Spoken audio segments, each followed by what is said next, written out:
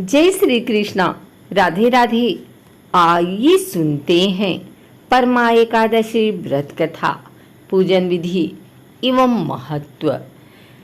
अर्जुन ने कहा, हे कमल नयन, आपने शुक्ल पक्ष की एकादशी का विस्तार पूर्वक वर्णन कर मुझे सुनाया, अतः अब आप कृपा करके मुझे अधिक मास के कृष्ण पक्ष की एकादशी का क्या नाम है, इसमें किस देवता का पूजन किया जाता है तथा इसके व्रत से किस फल की प्राप्ति होती है तथा उसकी विधि क्या है, इन सब के बारे में बताइए।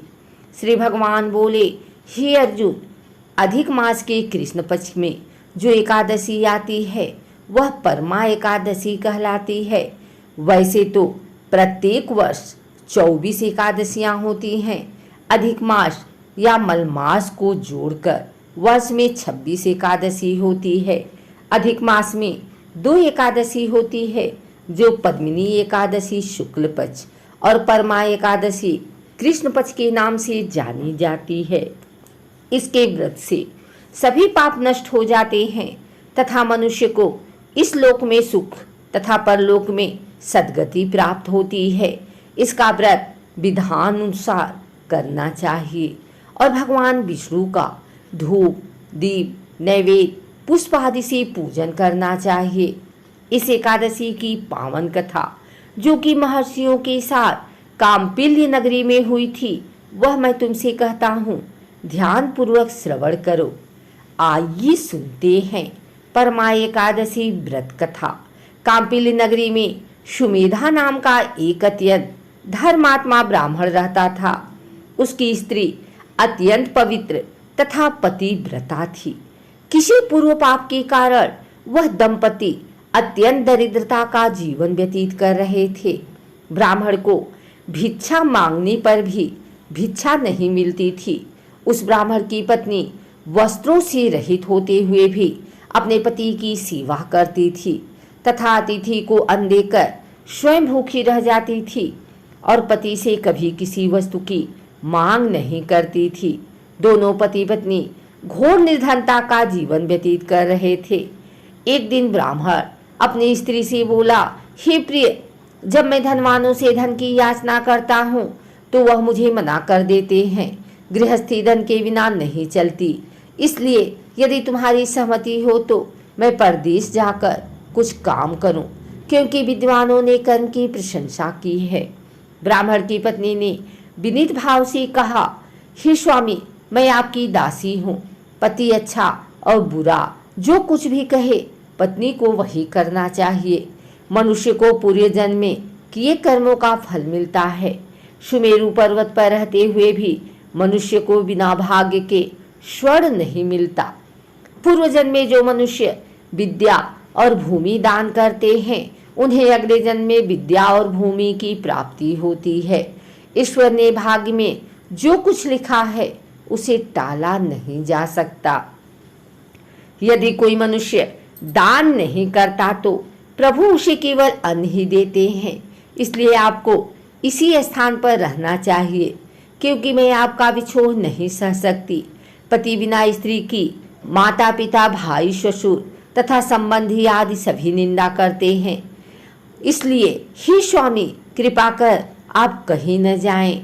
जो भाग्य में होगा वही यहाँ भी प्राप्त हो जाएगा। स्त्री की सलाह मानकर ब्राह्मण परदेश नहीं गया। इसी प्रकार समय बीतता रहा। एक बार कौंडिन्य ऋषि वहां आए। ऋषि को देखकर ब्राह्मण सुमेधा और उसकी स्त्री ने उन्हें प्रणाम किया और बोले, आज हम धन्य हुए आपके दर्शन से। आज हमारा जीवन सफल हुआ। ऋषि को उन्होंने आसन तथा भोजन दिया। भोजन देने के बाद पतिव्रता ब्राह्मणी ने कहा, हे ऋषिवर, कृपा कर आप मुझे दरिद्रता का नाश करने की विधि बतलाइए। मैंने अपने पति को परदेश में जाकर धन कमाने से रोका है। मेरे भाग्य से आप आ गए हैं। मुझे पूर्ण विश्वास है कि आप मेरी दरिद्रता शीघ्र ही नष्ट कर देंगे। अतः आप हमारी दरिद्रता नष्ट करने के लिए कोई उपाय बताएं। ब्राह्मणी की बात सुन कौंडिन्य ऋषि बोले, हे ब्राह्मणी, मलमास की कृष्ण पक्ष की परमा एकादशी के व्रत से सभी पाप, दुख और दरिद्रता आदि नष्ट हो जाते हैं। जो मनुष्य इस व्रत को करता है वह धनवान हो जाता है।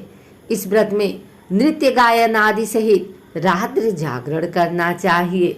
यह एकादशी धन वैभव देती है तथा पापों का नाश कर उत्तम गति भी प्रदान करने वाली होती है। धनाधिपति कुबेर ने भी इस एकादशी व्रत का पालन किया था, जिससे प्रसन्न होकर भगवान भोलेनाथ ने उन्हें धनाध्यक्ष का पद प्रदान किया। इसी व्रत के प्रभाव से सत्यवादी राजा हरिश्चंद्र को पुत्र, स्त्री और राज्य की प्राप्ति हुई थी। तदुपरांत कौंडिन्य ऋषि ने उन्हें एकादशी के व्रत का समस्त विधान कह सुनाया। ऋषि ने कहा, हे ब्राह्मणी, पंचरात्रि व्रत इससे भी ज्यादा उत्तम है। परमा एकादशी के दिन प्रातः काल नित्य कर्म से निवृत्त होकर विधान पूर्वक पंचरात्रि व्रत आरंभ करना चाहिए। जो मनुष्य 5 दिन तक निर्जल व्रत करते हैं वे अपने माँ पिता और स्त्री सहित स्वर्ग लोक को जाते हैं। जो मनुष्य 5 दिन तक संध्या को भोजन करते हैं वे स्वर्ग को जाते हैं। जो मनुष्य स्नान करके 5 दिन तक ब्राह्मणों को भोजन कराते हैं वे समस्त संसार को भोजन कराने का फल पाते हैं। जो मनुष्य इस व्रत में अश्वदान करते हैं उन्हें तीनों लोकों को दान करने का फल मिलता है। जो मनुष्य उत्तम ब्राह्मण को तिल दान करते हैं वे तिल की संख्या के बराबर वर्षों तक विष्णु लोक में वास करते हैं। जो मनुष्य घी का पात्र दान करते हैं वह सूर्य लोक को जाते हैं। जो मनुष्य 5 दिन तक ब्रह्मचर्य पूर्वक रहते हैं वे दिवंगनाओं के साथ स्वर्ग को जाते हैं। हे ब्राह्मणी, तुम अपने पति के साथ इसी व्रत को धारण करो, इससे तुम्हें अवश्य ही सिद्धि और अंत में स्वर्ग की प्राप्ति होगी। कौंडिन्य ऋषि के वचनानुसार ब्राह्मण और उसकी स्त्री ने परमा एकादशी का 5 दिन तक व्रत किया। व्रत पूर्ण होने पर ब्राह्मण की स्त्री ने एक राजकुमार को अपने यहाँ आते देखा।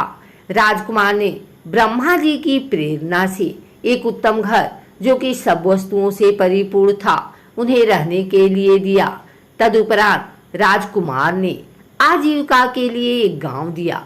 इस प्रकार ब्राह्मण और उसकी स्त्री की गरीबी दूर हो गई और पृथ्वी पर काफी वर्षों तक सुख भोगने के पश्चात वे पति पत्नी श्री विष्णु के उत्तम लोक को प्रस्थान कर गए।